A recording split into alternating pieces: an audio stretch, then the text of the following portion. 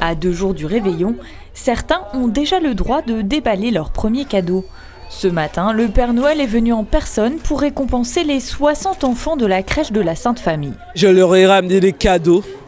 Ils ont été sages, ces enfants. Donc des cadeaux. J'ai fait un très long trajet. Mais il fait chaud chez vous quand même.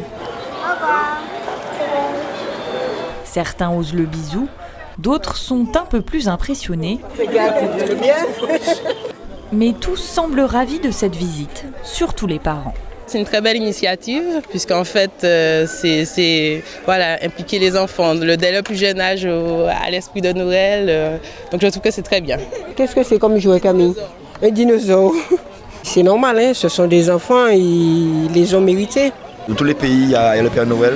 Donc c'est bien pour les enfants. Les enfants vont voir un grand bonhomme en rouge, joyeux. Ça les fait rire.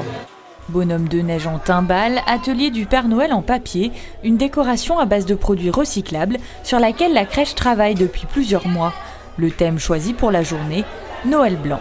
On a travaillé vraiment sur le Noël d'ailleurs.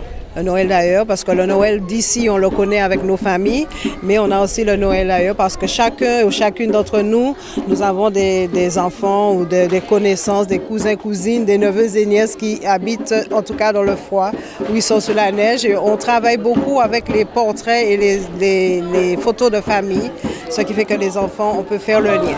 Est-ce que vous connaissez Rudolph, les enfants? Et les mamans, les parents, vous connaissez Rudolph?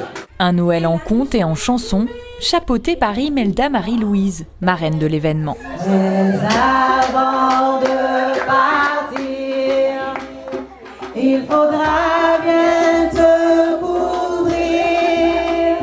Dehors, tu vas voir si froid. C'est un peu à cause de moi. Moi, j'ai vécu, je pense, jusqu'à l'âge de 12 ans en Haïti, par exemple. C'est ici que j'ai appris à chanter des chansons de Noël, que j'ai appris à fêter Noël, parce que c'était pas on n'avait pas cette habitude-là, ni de recevoir des jouets à Noël, on n'avait pas. C'est pas parce qu'on n'avait pas les moyens, c'était même pas dans notre pensée, en fait, de fêter Noël ou d'acheter des jouets. Et en même temps, j'ai de la chance de voyager. Quand je voyage, je sais qu'aussi dans le monde, il y a des endroits dans le monde où il y a des enfants qui souffrent et des enfants qui sont maltraités. Il y a des enfants qui n'ont pas cette possibilité-là, justement, d'avoir des jouets, de fêter Noël. Je ne pouvais pas ne pas accepter, déjà étant que maman et en même temps aussi par respect pour les autres enfants dans le monde qui souffrent aussi.